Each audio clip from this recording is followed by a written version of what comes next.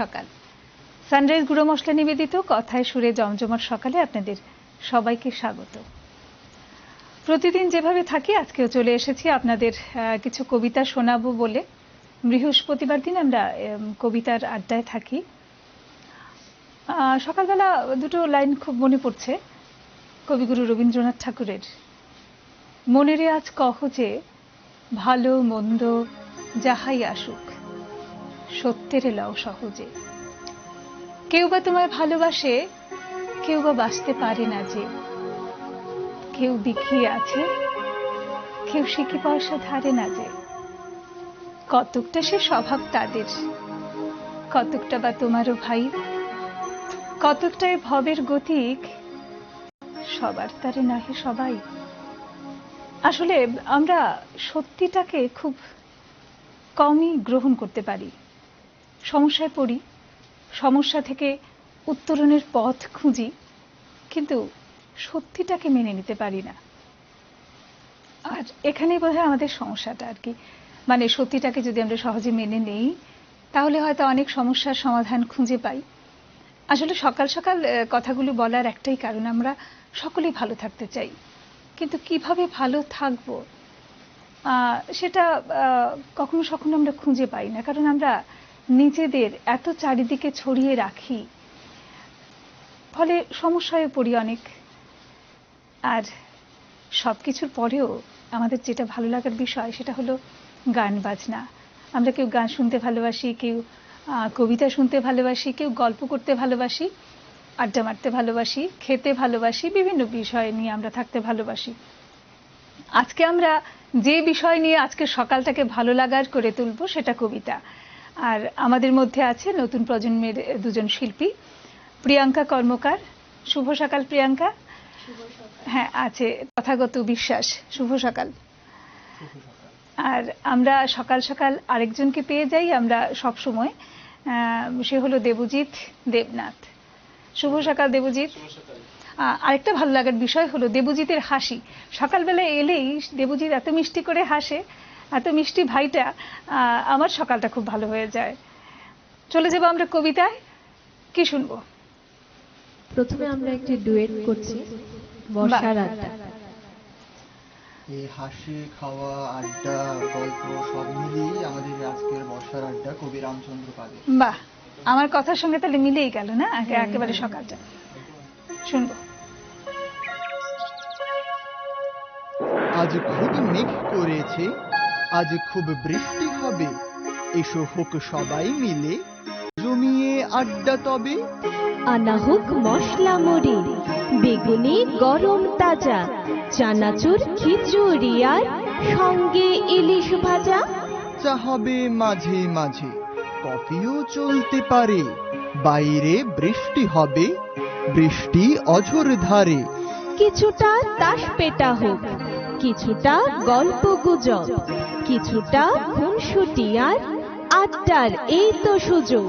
কিছুক্ষণ ছক্কা লুডো, কিছুক্ষণ ক্যারাম খেলা, টিভিটা বন্ধ কেবল, মেঘে মেঘে বৃষ্টি বেলা।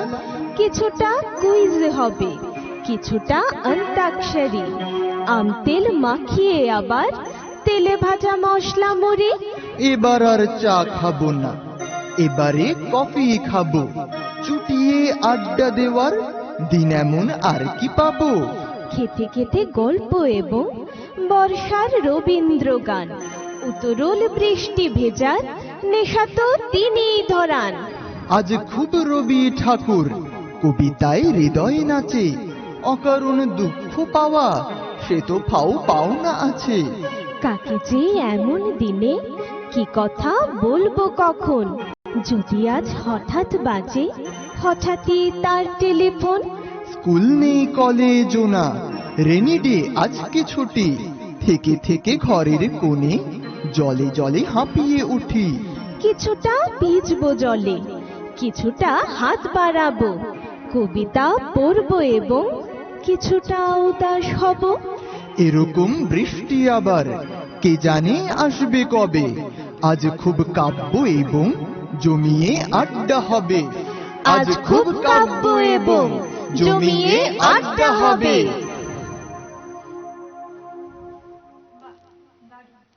আসলে বর্ষা আমাদের রাজ্যে ঢুকেই গেছে। আর আমি আজকে সকালবেলা আস্তে আস্তে দেখছিলাম মেঘলা প্রায় প্রতিদিনই থাকছে বৃষ্টি। ফলে এই ধরনের এই বৃষ্টির পরিবেশে এমন একটা কবিতা, বেশ জমানো কবিতা, বৃষ্টির একেবারে বিষয়গুলি তুলে ধরা হয়েছে কবিতায়। বৃষ্টির সময় যা যা করি আমরা করে থাকি, একেবারে খাওয়া চলে, কারণ তখন তো গৃহবন্দী, কিছু তো একটা করতে হবে। খাওয়া চলে, খেলা, লুডো, বিভিন্ন ধরনের গেম, তারপর সঙ্গে গান, কবিতা সবই চলে বৃষ্টির দিনে। আর বৃষ্টির দিনের কবিতা পড়লে খুব জানতে ইচ্ছে করছে, ছোটবেলার বৃষ্টির দিনটা কেমন কাটতো? বৃষ্টি ভেজা হতো? বাড়িতে তো না, মা দিত না, বাবা দিত না, বাড়িতে গিয়ে বকুনি খাবো। আমাদের স্কুলে হতো লেজারের সময়, এবার কোনো কাজ নেই, কোনো মতে ক্লাস থেকে বেরিয়ে গিয়ে ওই লেজারে ফুটবল খেলা, একদম তুমুল বৃষ্টিতে ভিজে, তারপরে ক্লাসে আসা, মহারাজের বকুনি খেতে খেতে শার্ট খুলে কোনো মতে কোনোখানে শুকিয়ে আবার সেই শার্টটা, ভিজে শার্টটা পরেই বাড়িতে যাওয়া, এরকমই ছিল। এখন তো সেটা আর হয় না। সেই দিনটা খুব মজার ছিল, তাই না? বৃষ্টি ভেজার দিন এখনো ভিজতে ইচ্ছে করে মাঝে মধ্যে, কিন্তু সেটা আর হয়ে ওঠে না। তোমার এমন মনে পড়ে মানে বৃষ্টির দিনের কোনো কথা? বৃষ্টি আমার একটা খুব প্রিয় জিনিস। যখনই বৃষ্টি হয় কোথায় যেন হারিয়ে যায় একটা, ঠিক সব মানে ভালো লাগার জিনিসগুলি মনে পড়ে। এখনো সেদিন যেরকম বৃষ্টি হচ্ছিল, চুপি চুপি, এখনো তো মায়ের ভয়টা কাজ করে, ঠিক তো চুপি চুপি বৃষ্টি ভিজছিলাম, ভিজেই গেছি একদম, মানে নিজেকে যেমন আটকাতে পারি না। এটা ঠিক একেবারে তোমার বলে নয়, আমার মনে হয় সকলের আর কি। আমরা ছোটবেলায় বৃষ্টি ভিজেছি, কিন্তু এখনো মনে হয় বৃষ্টি এলে একটু ভিজেই ফেলি, মনটা এখনো তো ছোটই আছে। ঠিক। আর সেটা খুব বোঝা যায়, জানো তো, ফেসবুক বৃষ্টি এলেই যখন আমরা ফেসবুকটা খুলি তখন দেখি যে সকলে কেমন একেবারে লাইভ ভিডিও দিচ্ছে, কেউ ভিজছে, ভীষণ ভালো লাগে সেই ব্যাপারগুলো। মানে সবকিছুরই, প্রকৃতির সমস্ত দিকে, বৃষ্টির যেমন ঝড়, কিছুদিন আগে বৃষ্টিতে ভীষণ ঝড় হলো, অনেক ক্ষতি হয়েছে, কিন্তু তার সঙ্গে একটা ভালো লাগার বিষয়ও থাকে, ভালো খারাপ মিলিয়ে তো সবকিছু আছে। ঠিক। এবারে কে শোনাবে? এবারে আমি বর্ষার আরেকটি আবৃত্তি শোনাবো। বর্ষা মানে রবীন্দ্রনাথ, তো বর্ষার রবীন্দ্রনাথ ঠাকুরের আশার আবৃত্তিটি করছি। নীল নবক্ষণে আশার গগনে তিল ঠাঁই আর নাহিরে, ওগো আজ তোরা যাসনে ঘরের বাহিরে। বাদলের ধারা ঝরে ঝড়ো ঝড়ো, আউশের ক্ষেত জলে ভরো ভরো। কালি মাখা মেঘে ওপারে আধার ঘনিয়েছে, দেখ চাহিরে, ওগো আজ তোরা যাসনে ঘরের বাহিরে। ওই ডাকে শোনো ধেনু ঘন ঘন, ধবলিরে আনো গোহালে। এখনি আধার হবে বেলাটুকু পোহালে। দুয়ারে দাঁড়াই, ওগো দেখ দেখি, মাঠে গেছে যারা তারা ফিরেছে কি। রাখাল বালক কি জানি কোথায়, সারাদিন আজি খোয়ালে। এখনি আধার হবে বেলাটুকু পোহালে। শোনো শোনো, ওই পারে যাবে বলে কি ডাকিছে বুঝি মাঝিরে। খেয়া পাড়া পার বন্ধ হয়েছে আজিরে। পুবে হাওয়া বয়, কুলে নেই কেউ, দুকুল বাহিয়া উঠে পড়ে ঢেউ। দর দর বেগে জলে পড়ি জল, ছলো ছল উঠে বাজিরে। খেয়া পাড়া পার বন্ধ হয়েছে আজিরে। ওগো আজ তোরা যাসনে গো, তোরা যাসনে ঘরের বাহিরে। আকাশ আধার, বেলা বেশি আর নাহিরে। ঝড়ো ঝড়ো ধারে ভিজিবে নিচোর, ঘাটে যেতে পথ হয়েছে পিছল। ওই বেণুবন দোলে ঘন ঘন, পথ পাশে দেখ চাহিরে। ওগো আজ তোরা যাসনে ঘরের বাহিরে। নমস্কার। একটা কবিতা শুনলাম। আসলে কখনো কখনো মনে হয় যে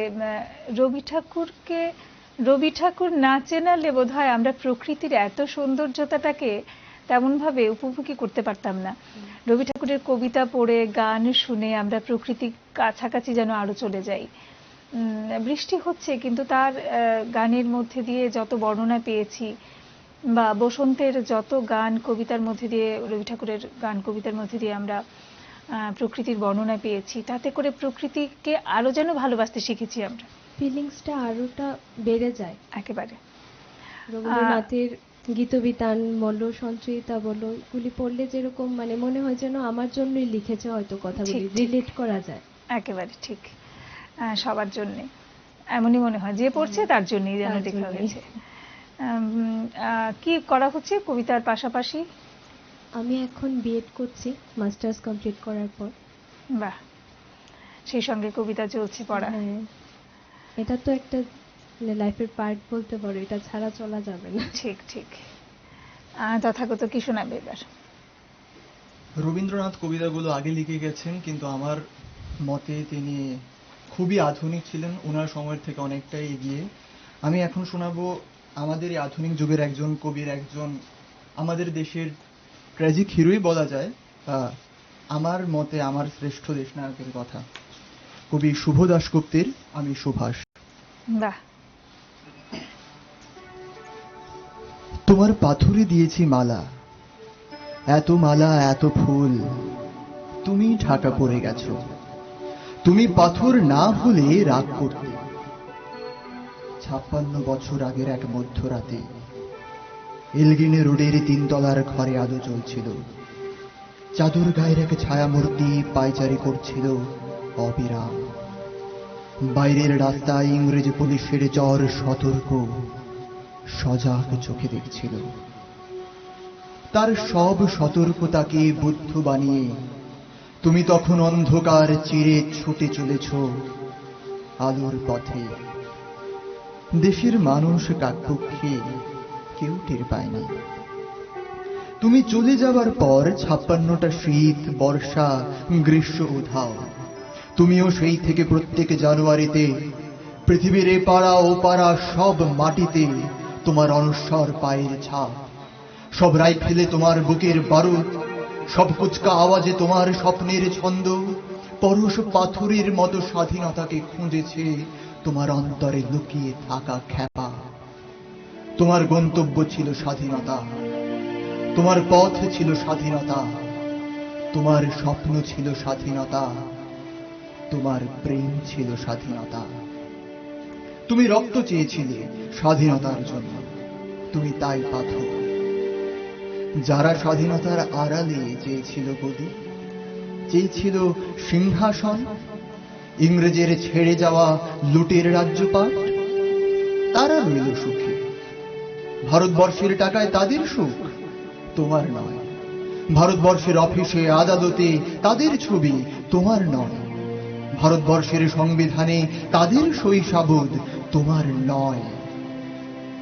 ইংরেজ গরিব মানুষকে পায়ের নিচে রাখত, আমরা বড় লোকদের মাথায় করে রেখেছি। স্মাগলার কিংবা ডাকাতকে জোর হাতে সভাপতির আসনে আহ্বান করেছে। ইংরেজ দেশের ধন সম্পত্তি লুট করত, আমরা দেশটাকে পেঁচিয়ে দিচ্ছি। ইংরেজ দিয়েছে চাবুক, লাঠি, কুলি, আমরা দিয়েছি মস্তান, মাফিয়া, নেতা আর গুলি। ইংরেজ দিয়েছে কালাপানি, সেলুলার জেল, আমরা দিয়েছি টিভিতে সুপার হিট মোকাবিলা আর আইনি সভায় আয়ারাম গয়ারামের ঢের। 56 বছর আগের এক মধ্যরাতে পরাধীনে দেশ ছেড়ে তুমি চলে গিয়েছিলে স্বাধীন এক স্বদেশে ফিরে আসার স্বপ্ন নিয়ে। তুমি ফিরে আসনি, স্বাধীনতা এসেছে। তার কাঁধের ঝুলি ভরে নিয়ে এসেছে ভোট নামক রাজসূয় যজ্ঞ, গণতন্ত্র নামক জিরায়ত মাৎসন্যায়, প্রগতি নামক লোক ঠকানো স্ট্যাটিস্টিক্স, সংহতি নামক বিস্ফোরণের চুরমার, সংহতি নামক বিস্ফোরণের চুরমার, ঐতিহ্য নামক মন্দির মসজিদের ঝগড়া আর সমুদ্র হিমাচল ভরিয়ে দেওয়া ভাষণ, ভাষণ আর ভাষণ। 56 বছর ধরে তুমি পাথর হয়ে আছো। 56 বছর ধরে ভারতবর্ষ অধীর অপেক্ষায় কান পেতে আছে।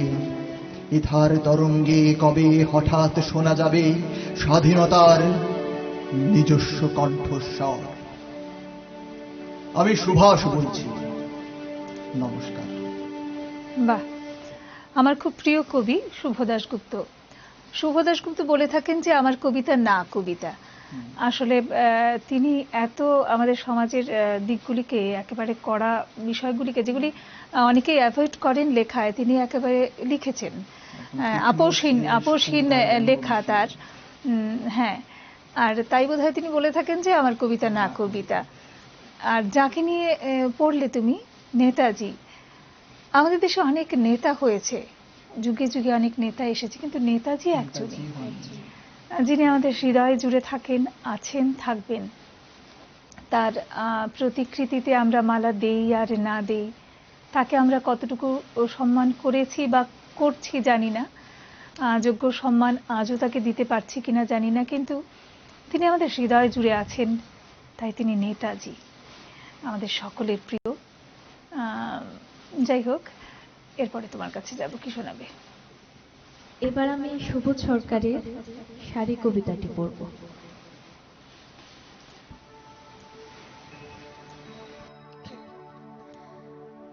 বিয়েতে 51টা শাড়ি পেয়েছিল মেয়েটা, অষ্টমঙ্গলায় ফিরে এসে আরো 6টা। এত শাড়ি একসঙ্গে সে জীবনে দেখেনি। আলমারির প্রথম তাকে সে রাখলো সব নীল শাড়িদের। হালকা নীল একটাকে জড়িয়ে ধরে বলল, তুই আমার আকাশ। দ্বিতীয় তাকে রাখলো সব গোলাপিদের। একটা গোলাপিকে জড়িয়ে সে বলল, তোর নাম অভিমান। তৃতীয় তাকে 3টে ময়ূর, যেন 3 দিক থেকে ছুটে আসা সুখ। তেজপাতা রং যে শাড়িটার, তার নাম দিল বিষাদ। সারা বছর সে শুধু শাড়ির উপহার পেল। এত শাড়ি সে কি করে এক জীবনে পরবে? কিন্তু বছর যেতে না যেতে ঘটে গেল সেই ঘটনাটা। সন্ধ্যের মুখে মেয়েটি বেরিয়েছিল স্বামীর সঙ্গে চাইনিজ খেতে। কাপড়ে মুখ বাঁধা 3টি ছেলে এসে দাঁড়ালো। স্বামীর তলপেটে ঢুকে গেল 12 ইঞ্চি, উপর থেকে নিচে, নিচে থেকে ডান দিকে। পড়ে রইল খাবার। চিলি ফিশ থেকে তখনও ধোঁয়া উঠছে। এর নাম রাজনীতি, বলেছিল পাড়ার লোকেরা। বিয়েতে 51টা শাড়ি পেয়েছিল মেয়েটা, অষ্টমঙ্গলায় ফিরে এসে আরো 6টা। একদিন দুপুরে শাশুড়ি ঘুমিয়ে সমস্ত শাড়ি বের করে 6তলার বারান্দা থেকে উড়িয়ে দিল নিচের পৃথিবীতে। শাশুড়ি পরিয়ে দিয়েছেন তাকে সাদা থান। 19 বছরের একটা মেয়ে, সে একা। কিন্তু সেই থানও এক ঝটকা খুলে নিল 3 জন। পাড়ার মোড়ে একটি সদ্য নগ্ন বিধবা মেয়ে দৌড়চ্ছে আর চিৎকার করছে, বাঁচাও। পেছনে 3 জন। সে কি উল্লাস! নির্বাক পাড়ার লোকেরা। বিয়েতে 51টা শাড়ি পেয়েছিল মেয়েটা।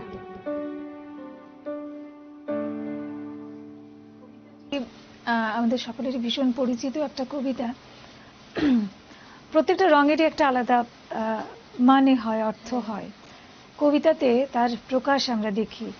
এবং আসলে এই যে রঙগুলো, ভীষণ ভালোবাসার রং, বিষাদের রং, দুঃখের রং, ত্যাগের রং, বিভিন্ন কিছুর হয়।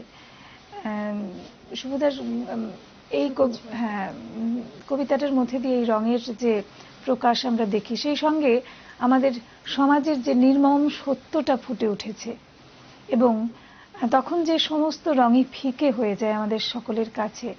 বিয়েতে যে রঙিন কাপড়গুলো পেয়েছিল, তখন শেষে এই নির্মম সত্যের যখন মুখোমুখি হলো সেই মেয়েটি, তখন সেটা যে সমস্ত রং যে ফিকে হয়ে গেল, সেই কবিতার শেষে আমরা তা দেখছিলাম। আসলে কবিতা এখানেই আর কি, কবিতা পড়তে পড়তে আমরা সমাজের নির্মম সত্যগুলি আমাদের সামনে উঠে আসে। কখনো সেটা আনন্দের, কখনো সেটা দুঃখের, কিন্তু সত্য তো সত্যই, সেটাকে তো মানতে হয়। শুনবো তোমার কবিতা, এবার কি শোনাবে? এবার কবিতা এর আশার আগে একটু কবিতা। জানবো কি করছো এখন কবিতার আমি পাশাপাশি? এখন বিআইটি চেন্নাই বিটেক করছি। আমি সেকেন্ড ইয়ার দিয়ে এখন এন্ড সেমিস্টারের পরে সামার ব্রেক আমি এখানে আছি। আচ্ছা আচ্ছা, সেটাই ভাবছিলাম যে ওখান থেকে মানে ছুটি চলছে এখন। হ্যাঁ হ্যাঁ হ্যাঁ, ছুটি চলছে। বাহ, কি শোনাবে? আমার এখনের কবিতা আশার কবিতা। আমার অত্যন্ত প্রিয় একজন কবি বিমলেন্দু চক্রবর্তী। অন্তর্লীনা ভালোবাসার অন্য ভুবন। তোমার ফুলের বাগানে রয়েছে গন্ধ ছড়িয়ে বুকে, রটনা ছড়াক যত কিছু লোক সচেতন নিন্দুকে।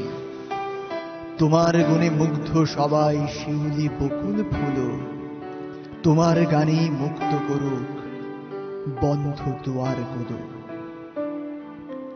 অন্তর্লীনা তার প্রতিটি চিঠিতে আমার জন্য একটা করে নদী এঁকে পাঠাতো। এ নদীর কোনো তীর ছিল না, সাঁকো ছিল না, বাঁধ ছিল না, শুধু ঢেউ ছিল, জোয়ার ভাটা ছিল, আর ছিল দু চারটে পালতোলা নাও, এক ঝাঁক উড়ন্ত গাংচিলের নির্মল ওড়াউড়ি।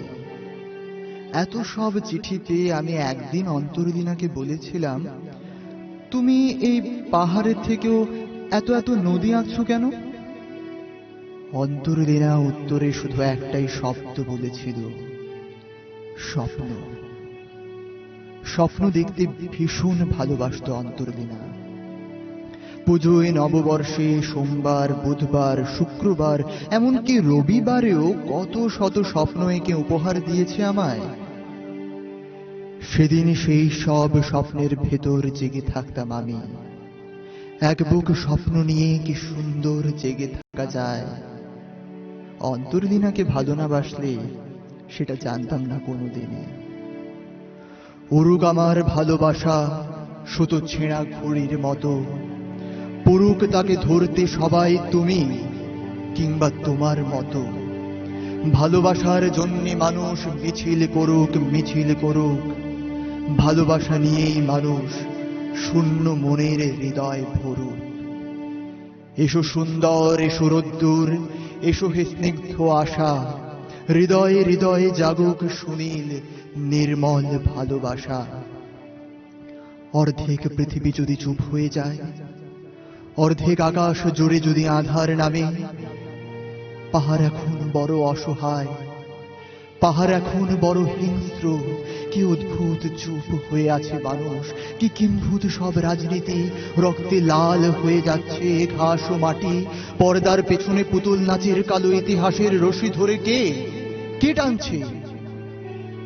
তুমি কি একবারও ভাবো, ভেবে ব্যাকুল হও? মন খারাপ হয় তোমার, প্রতিজ্ঞা করো।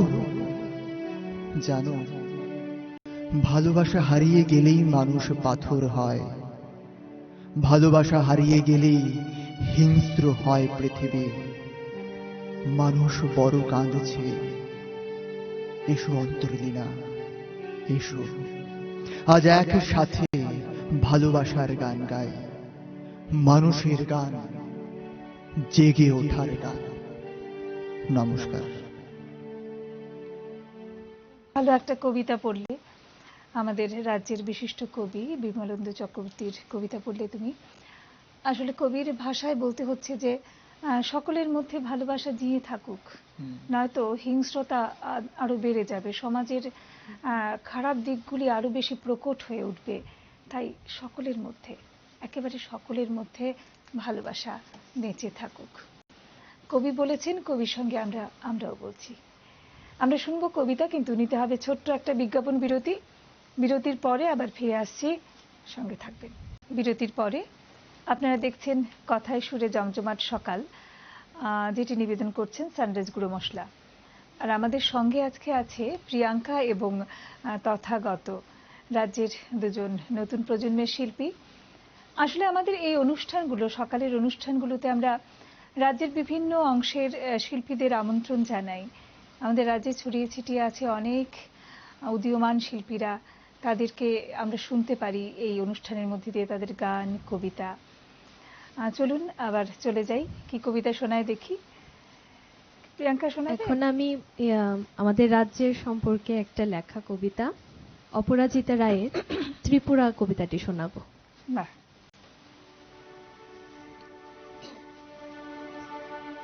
নীল পাহাড়ের ছায়া পড়ে যেন দূর আকাশের গায়ে, গেরুয়া নদীর জলে প্রান্ত দেশের কাহিনী বুঝি হারায়। কত ইতিহাস ধুয়ে ধুয়ে নেওয়া গোমতী মনোর ঢেউ, বাঁকে বাঁকে উপকথা রেখা রং দেবে ভাবি কথাকার কেউ। সবুজ পাতার সমারোহ ভরা বনবাস ঝাড় কাঁপে, নিরর্থ ভাষা নিয়ে উন্মাদ হাওয়া কথা বলে কি প্রলাপে। সে প্রলাপ হলো পার্বতীদের সরল মনের সাথে, অনুসরে যেন চলে দিগন্ত বে উধাও মেঘের পাতে।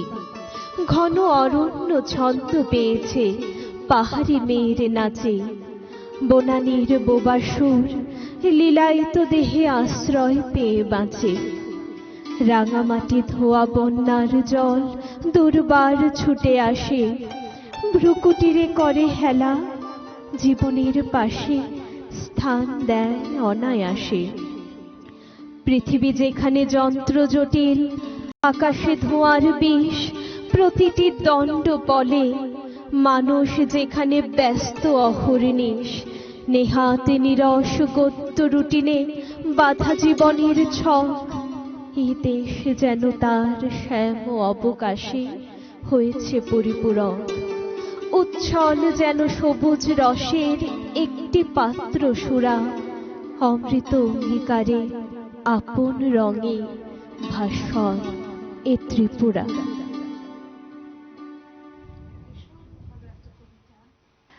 নিজের রাজ্যকে নিয়ে লিখেছেন, রাজ্যেরই কবি। দারুণ একটা কবিতা। আসলে আমাদের রাজ্যটা এত ছোট কিন্তু এত সুন্দর। শ্যামলী ত্রিপুরা বলি আমরা, ছোট্ট পাহাড়ি রাজ্য কিন্তু ভীষণ সুন্দর। আমরা বাইরে চলে যাই, কত জায়গায় যাই, বিভিন্ন জায়গায় ঘুরতে যাই, কিন্তু ত্রিপুরাটাকেই আমরা ভালো করে দেখি না। এখন অবশ্য বাইরে থেকে আসছে ত্রিপুরা দেখতে, এটা আমাদের একটা বড় পাওনা। হ্যাঁ, সেটাই বলছিলাম যে বাইরে থেকে আসছে প্রচুর। এবং সেক্ষেত্রে একটা জিনিস আমার মনে হয় যে আজকাল খুব শর্ট ফিল্ম হচ্ছে এবং বিভিন্ন গানের অ্যালবাম হচ্ছে, তো তার কল্যাণে আমরা ত্রিপুরার প্রাকৃতিক সৌন্দর্যটাকে বাইরে পৌঁছে দিতে পারছি অনেকটা, তাই না? একেবারে আমি অনেক সময় দেখি যে ভিডিও অ্যালবামগুলোতে এত সুন্দর সুন্দর জায়গা ত্রিপুরাতেই আছে, তখন মনে হয় ছুটে যাই সেখানে। এবং এখনো সেদিনও দেখছিলাম ত্রিপুরার কোথায় একটা উদয়পুরে কোথায় একটা ঝর্ণা পাওয়া গেছে, খুব সুন্দর। জানাই ছিল না আমাদের এত সুন্দর একটা ঝর্ণা আছে, এবং লুকিয়ে আছে হয়তো আরো সুন্দর সুন্দর জায়গা। খুঁজে খুঁজে নেব আমরা, আমাদের ত্রিপুরার ভালো ভালো দেখার জায়গা আছে। এবং এজন্য বাইরে থেকেও আজকাল প্রচুর আসছে লোক দেখতে, একটু শান্তি খুঁজে পেতে। বড় বড় হরমোরাজি তো আছে সর্বত্র, সারা ভারতবর্ষে বাইরে অনেক বড় বড় অট্টালিকা আছে, কিন্তু সেগুলি আজকাল আর আমাদের মনকে খুব একটা প্রভাবিত করে না। একটু শান্তি চায় সবাই, যে একটু প্রকৃতির মাঝে গিয়ে একটু শান্তি পেতে চায়। এই জন্যই বোধহয় আমাদের এই ছোট্ট রাজ্যে এখন বাইরে থেকে অনেক লোক চলে আসে। এবার তথাগতর কাছে যাব, কি শোনাবে? এখন আমার অত্যন্ত প্রিয় একজন কবি সুনীল গঙ্গোপাধ্যায়, আজকের যুগের কবি। ওনার একটি কবিতা, কেউ কথা রাখেনি। কেউ কথা রাখেনি, 33 বছর কাটল, কেউ কথা রাখেনি। ছেলেবেলায় এক বষ্টমী তার আগমনী গান হঠাৎ থামিয়ে বলেছিল, শুক্লা দ্বাদশীর দিন অন্তরাটুকু শুনিয়ে যাবে। তারপর কত চন্দ্রভোগ অমাবস্যা চলে গেল, কিন্তু সেই বষ্টমী আর এলো না। 25 বছর প্রতীক্ষায় আছে। মামা বাড়ির মাঝি নাদের আলী বলেছিল, বড় হও দাদা ঠাকুর, তোমাকে আমি 3 প্রহরের বিল দেখাতে নিয়ে যাব। সেখানে পদ্ম ফুলের মাথায় সাপ আর ভ্রমর খেলা করে। নাদের আলী, আমি আর কত বড় হব? আমার মাথা এই ঘরের ছাদ ফোঁড়ে আকাশ স্পর্শ করলে তারপর তুমি আমায় 3 প্রহরের বিল দেখাবে? একটাও রয়্যাল গুলি কিনতে পারেনি কখনো। লাঠি লজেন্স দেখিয়ে দেখিয়ে চষেছে লস্কর বাড়ির ছেলেরা। ভিখারির মতন চৌধুরীদের গেটে দাঁড়িয়ে দেখেছি ভেতরে রাস উৎসব। অবিরল রঙের ধারার মধ্যে সুবর্ণ কঙ্কন পরা ফর্সা রমণীরা কত রকম আমোদে হেসেছে। আমার দিকে তারা ফিরেও চায়নি। বাবা আমার কাঁধ ছুঁয়ে বলেছিলেন, দেখিস একদিন আমরাও। বাবা এখন অন্ধ, আমাদের দেখা হয়নি কিছুই। সেই রয়্যাল গুলি, সেই লাঠি লজেন্স, সেই রাস উৎসব আমায় কেউ ফিরিয়ে দেবে না। বুকের মধ্যে সুগন্ধি রুমাল রেখে বরুণা বলেছিল, যেদিন আমায় সত্যিকারের ভালোবাসবে সেদিন আমার বুকেও এরকম আতরের গন্ধ হবে। ভালোবাসার জন্য আমি হাতের মুঠোয় প্রাণ নিয়েছি, দুরন্ত শাড়ির চোখে বেঁধেছি লাল কাপড়। বিশ্ব সংসার তন্ন তন্ন করে খুঁজে এনেছি 108টা নীল পদ্ম। তবু কথা রাখেনি বরুণা।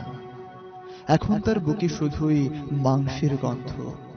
এখনো সে যে কোনো নারী। কেউ কথা রাখেনি। 33 বছর কাটল, কেউ কথা রাখে না।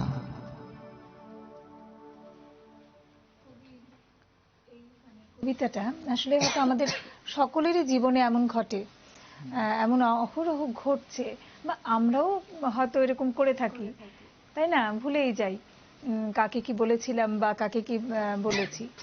একেবারে সত্যি কথাগুলি আসলে কবিতার মধ্যে দিয়ে উঠে আসে। কি ধরনের কবিতা পড়তে ভালো লাগে? আমার ওই বিদ্রোহ থাকলে ওটা আমার ফেভারিট জনার। আর সেটা বাদে প্রেম বা একদম যদি ওই জীবনানন্দ দাশের প্রকৃতি, দুটো একেবারে বিপরীত হয়ে গেল তো, বিদ্রোহ তারপর প্রেম। হ্যাঁ একেবারে কাজী নজরুলের মতো আর কি। হ্যাঁ, কাজী নজরুলের এক হাতে বিদ্রোহী একদম যেমন এক favorite, হাতে আবার জীবনানন্দ তরোয়াল দাশ। আর এক হাতে ফুল। হ্যাঁ, ওগুলোই আমার ফেভারিট। আচ্ছা, বেশ। তো আজকে বিদ্রোহ টিদ্রোহ তো হলো না কিছু, এমন একটা কবিতা শুনলাম না তো। সকালটা এত সুন্দর, বৃষ্টি আচ্ছা। আজকাল আমেজ ছিল, সেজন্য আর চাইছে না মন। ঠিক ঠিক ঠিক। আজকে সুন্দর সুন্দর প্রকৃতির কবিতা, হ্যাঁ, প্রেমের কবিতায় থাকতে ইচ্ছে শুনতে করছে, শুনতে তাই এই তো? জন্য সব প্রকৃতির কবিতাগুলোই বাজছি, ঠিক প্রেমের ঠিক ঠিক কবিতাগুলোই বাজছি। ঠিক। আরেকদিন শুনবো বিদ্রোহের কবিতা। একদম একদম। সেটা আমারও পছন্দের। দুটোই আসলে এমনই হয়, বিদ্রোহর একটা দিক রূপ এবং প্রেম প্রকৃতির আর একটা রূপ। একটা লাস্য, একটা তাণ্ডব, যদি অন্য ভাষায় বলি। দুটোই আমারও দুটোই প্রিয়, ভীষণ প্রিয়। এবার প্রিয়াঙ্কার কাছে যাব, কি শোনাবে? এর আগে আবার সেই প্রশ্নটাই করব, কি ধরনের কবিতা পড়তে ভালো লাগে বেশি? আমি ছোটবেলা থেকে বেশিরভাগই বলতে পারো রবি ঠাকুরের আবৃত্তি করেছি। রবি ঠাকুরের, আমার স্যারও আমাকে সবসময় বলে, মাও বলে, যে রবি ঠাকুরের আবৃত্তিটা খাপ খেয়ে যায় কিভাবে জানি আমার সঙ্গে। একটা সুরের খেলা আছে রবি ঠাকুরের আবৃত্তির মধ্যে। সব আবৃত্তি করতেই ভালো লাগে। হয়তো আমার কণ্ঠে রবি ঠাকুরটা বেশি শুনেছে মানুষ, কিন্তু আমি এখন যে আধুনিক কতগুলি কবিতা লিখছেন কবিরা, সেগুলি যেরকম এখনের সমাজের সঙ্গে সম্পূর্ণভাবে রিলেট করা যায়। ঠিক। আর রিলেটেবল জিনিসটা তো আমাদের মধ্যে বেশি কাজ করে, যেটা আমরা এখন পরিস্থিতির সঙ্গে মানে রিলেট করতে পারছি। আর কাজী নজরুল ইসলামের কথাগুলি তো খুব স্পষ্ট থাকে, তার জন্য খুব একটা মানে ঘুরিয়ে ফিরিয়ে কথা বুঝতে হয় না। তো সোজা সাপটা জিনিসটা তো সবারই পছন্দের। সব কবির মধ্যেই কিছু না কিছু কোয়ালিটি আছে। কিছু কিছু হয় যে সেটা বুঝতে হয় পড়ে, আমি আমার মতো করে বুঝে নিলাম। যেমন রবি ঠাকুর এত সহজ সরল করে লিখেছেন, কাজী নজরুল ইসলাম এত সহজ সরল করে সবাই বুঝতে পারছে। আধুনিক কবিদের আমি শ্রদ্ধার সঙ্গেই বলছি, কিছু কিছু লেখা এমন হয়, যেমন আমার হয়েছিল একটা কবিতা পড়তে গিয়ে, সেটা কম্পিটিশন ছিল। কম্পিটিশনে আমার তো প্রকাশ করতে হবে, আমি খুব ছোট্ট কবিতা, কিন্তু আমি যেভাবে বুঝছি উনি কি ঠিক সেই ভাব নিয়ে লিখেছেন কিনা আমি বুঝতে পারছিলাম না। আমি 3 জনকে জিজ্ঞেস করেছিলাম, 3 জন 3 রকম বলেছিলেন। তো সেক্ষেত্রে একটু অসুবিধা হয়ে যায় যে আসলে ঠিক কোন ভাবে প্রকাশ করব। তখনই নিজের মতো করে করে নেওয়াটাই সেটাই করতে হয়, শেষে সেটাই করতে হয়। সেটাই করি। শোনাও, কি শোনাবে? এবার আমি পূর্ণেন্দু পত্রীর লেখা সেই গল্পটা পড়ছি। সে আরেক প্রেমের কবিতা। আমার সেই গল্পটা এখনো শেষ হয়নি, শোনো। পাহাড়টা আগেই বলেছি ভালোবেসেছিল মেঘকে, আর মেঘ কিভাবে শুকনো খটখটে পাহাড়টাকে মানিয়ে তুলেছিল ২৬ বছরের ছোকরা, সে তো আগেই শুনেছ। সেদিন ছিল পাহাড়টার জন্মদিন। পাহাড় মেঘকে বললে, আজ তুমি লাল শাড়ি পরে আসবে। মেঘ পাহাড়কে বললে, আজ তোমাকে চান করিয়ে দেব চন্দন জলে। ভালোবাসলে নারীরা হয়ে যায় নরম নদী, পুরুষেরা জ্বলন্ত কাঠ। সেভাবেই মেঘ ছিল পাহাড়ের আলিঙ্গনের আগুনে, পাহাড় ছিল মেঘের ঢেউ জলে। হঠাৎ আকাশ জুড়ে বেজে উঠল ঝড়ের জগঝম্প। ঝাঁকড়া চুল উড়িয়ে ছিনতাইয়ের ভঙ্গিতে ছুটে এলো এক ঝাঁক হাওয়া। মেঘের আঁচল টান মেরে বললে, ওঠ ছড়ি, তোর বিয়ে। এখনো শেষ হয়নি গল্পটা। বজ্রের সঙ্গে মেয়ের বিয়েটা হয়ে গেল ঠিকই, কিন্তু পাহাড়কে সে কোনো দিনই ভুলতে পারল না। বিশ্বাস না হয় তো চিরে দেখতে পারো। পাহাড়টার হাড় পাঁজর ভেতরে থই থই করছে শত ঝর্ণার জল।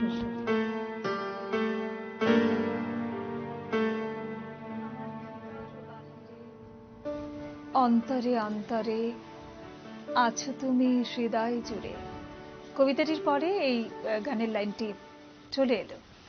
আসলে কবিতাটা এত ছোট্ট কবিতা, কিন্তু মনে হয় একটা গল্প শুনে নিলাম। সবকিছু ছোট্ট আছে এর করে মধ্যে। একেবারে একটা পরিপূর্ণ একটা গল্প শোনা হলো। একটা ছোট্ট প্রেমের কবিতা, কিন্তু খুব ভালো লাগার, আমারও খুব একটা ভালোবাসার কবিতা এটা। এরপরে আবার যাব তথাগতর কাছে। কি শোনাবে? এই এখন যে বলে আমার ভিতর ও বাহিরে অন্তরে অন্তরে আছো তুমি হৃদয় জুড়ে, জীবনানন্দ দাশের কাছে এই তুমিটা হয়ে গেছে প্রকৃতি। একদম সকালে তো এখন যেমন বললাম প্রকৃতি আর প্রেম করছে, তো সেজন্য জীবনানন্দ দাশের হাওয়া রাত কবিতাটা বলছি। ভীষণ ভালো বলেছো, এই কথাটা ভীষণ ভালো বলেছো। তোমার কথা ধরেই বলতে হচ্ছে, সত্যি জীবনানন্দ দাশের কবিতা মানেই তো প্রকৃতি নিয়ে কবিতা। প্রকৃতিই যেন তার কাছে প্রেমিকা। তো ছোট ছোট ডিটেলস, হ্যাঁ, একেবারে। কবল রুমের নিচে হলুদ পাখার ট্যাং, ঠিক এই কথাটাই বলছিলাম আমি। কাঁঠাল পাতা ঝরে পড়ছে। ঠিক। গভীর হাওয়ার রাত ছিল কাল, অসংখ্য নক্ষত্রের রাত। সারা রাত বিস্তীর্ণ হাওয়া আমার মশারিতে খেলেছে। মশারিটা ফুলে উঠেছে কখনো মৌসুমী সমুদ্রের পেটের মতো, কখনো বিছানা ছেড়ে নক্ষত্রের দিকে উড়ে যেতে চেয়েছে। একবার মনে হচ্ছিল আমার আধো ঘুমের ভেতর হয়তো মাথার উপরে মশারি নেই আমার। সাথী তারার কোলে ঘেঁষে নীল হাওয়ার সমুদ্রে সাদা বকের মতো উড়ছে সে। কাল এমন চমৎকার রাত ছিল। সমস্ত মৃত নক্ষত্রেরা কাল জেগে উঠেছিল। আকাশে এক তিল ফাঁক ছিল না। পৃথিবীর সমস্ত ধূসর প্রিয় মৃতদের মুখও সেই নক্ষত্রের ভিতর দেখেছি আমি। অন্ধকার রাতে অশ্বত্থের চূড়ায় প্রেমিক চিল পুরুষের শিশির ভেজা চোখের মতো ঝলমল করছিল সমস্ত নক্ষত্রেরা। জ্যোৎস্না রাতে বেবিলনের রানীর ঘাড়ের উপর চিতার উজ্জ্বল চামড়ার শালির মতো জলজল করছিল বিশাল আকাশ। কাল এমন আশ্চর্য রাত ছিল। যে নক্ষত্রেরা আকাশের বুকে হাজার হাজার বছর আগে মরে গিয়েছে, তারাও কাল জানালার ভিতর দিয়ে অসংখ্য মৃত আকাশ সঙ্গে করে এনেছে। যে রূপসীদের আমি এশিরিয়ায়, মিশরে, বিদিশায় মরে যেতে দেখেছি, কাল তারা অতি দূরে আকাশের সীমানার কুয়াশায় কুয়াশায় দীর্ঘ বর্ষা হাতে করে কাতারে কাতারে দাঁড়িয়ে গেছে যেন মৃত্যুকে দলিত করবার জন্য, জীবনের গভীর জয় প্রকাশ করবার জন্য, প্রেমের ভয়াবহ গম্ভীর স্তম্ভ তুলবার জন্য। আড়ষ্ট অভিভূত হয়ে গেছি আমি। কাল রাতের প্রবল নীদ অত্যাচার আমাকে ছিঁড়ে ফেলেছে যেন। আকাশের বিরামহীন বিস্তীর্ণ ডানার ভিতর পৃথিবী কীটের মতো মুছে গিয়েছে কাল।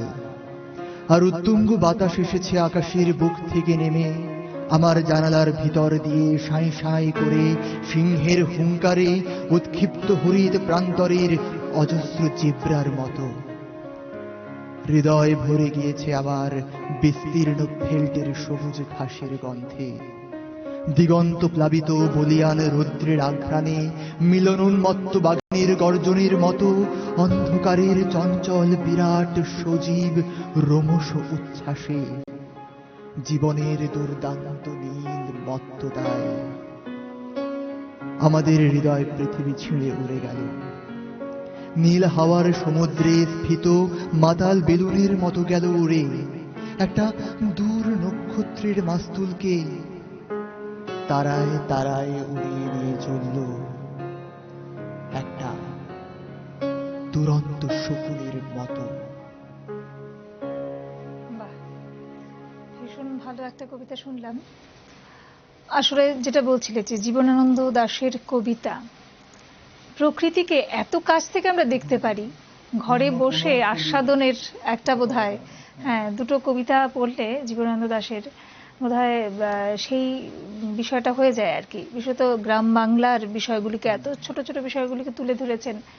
কাঁঠাল পাতা ঝরে পড়ারও যে একটা দৃশ্য চোখের সামনে ফুটে ওঠে এবং একটা আবেশে আমরা জড়িয়ে যেতে পারি তার কবিতা পড়তে পড়তে।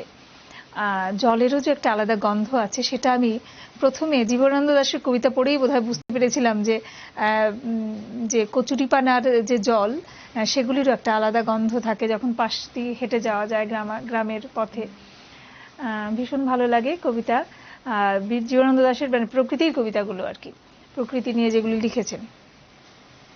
আমরা একেবারে শেষের দিকে চলে এসেছি, আরেকটা কবিতা শুনবো। এবার আমরা ডুয়েট করে ফেলি।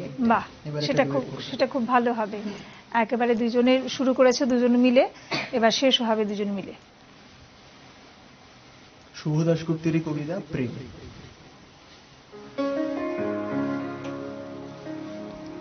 চৌঠা অক্টোবর তাদের দুজনের প্রথম দেখা হলো।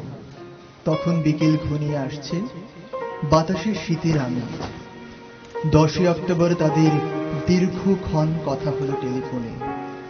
সেদিন ছেলেটি নতুন কেনা টবে গোলাপের চারা লাগালো। 30 অক্টোবর রেস্টুরেন্টের নিরালা ক্যাবিনে ছেলেটি বলল, তোমাকে আমি ভালোবাসি। মেয়েটি লজ্জায় মাথা নিচু করে টেবিলে আঁকি বুকি কাটল। 12 ডিসেম্বর গোলাপ গাছে কুঁড়ি ধরল। মেয়েটি রেস্টুরেন্টে ছেলেটিকে জিজ্ঞাসা করল, কেন ভালোবাসো আমায়? আমি সুন্দরী তাই? তোমার চেয়েও সুন্দরী আছে কত। আমার বাবার প্রচুর অর্থ তাই? তোমার বাবার চেয়েও বড় লোক এখানে কম আছে? তাহলে ভালোবাসি ভালোবাসি, তার আবার কারণ হয় নাকি? মেয়েটি বাড়ি ফিরে বন্ধুদের সঙ্গে টেলিফোনে অনেক আলোচনা করলো। সবাই এক বাক্যে বুঝিয়ে দিল, ভালো যখন বাসে তখন একটা কিছু কারণ তো আছে বটে, সেটা না বুঝে বেশি এগোস না। 3 জানুয়ারি মেয়েটি বলল, আমার কাছে কি চাও? কই, চাইনি তো কিছু। ভালোবাসো অথচ চাও না, তাহলে? না চাহিলে যারে পাওয়া যায় তে আগিলে আসে হাতে। হে তো গান। শুধুই গান? তাছাড়া কি? কিছুই যদি না চাও তবে ভালোবাসো কেন? ভালোবাসি তাই ভালোবাসা দিতে চাই, চাইবো কেন? তুমি সত্যিই অদ্ভুত। 10 ফেব্রুয়ারি দুজনের দেখা হলো মেট্রো স্টেশনে, পাতালি। ছেলেটি বলল, আমি কাল সারা রাত বাঁশি বাজিয়েছি। সারা রাত সেই সুরের মায়াবী আলোয় তুমি নাচছিলে, অসামান্য অনন্য সে নাচ। ধ্যাত, কাল সারা রাত আমি ঘুমিয়েছি। আমি কিন্তু তোমার নাচই দেখে গেছি সারা রাত। তোমার বাঁশি একদিন শুনতে হবে। 12 মার্চ ছেলেটি বাঁশি বাজালো, মেয়েটি শুনল। সময় থমকে রইল অনেকক্ষণ।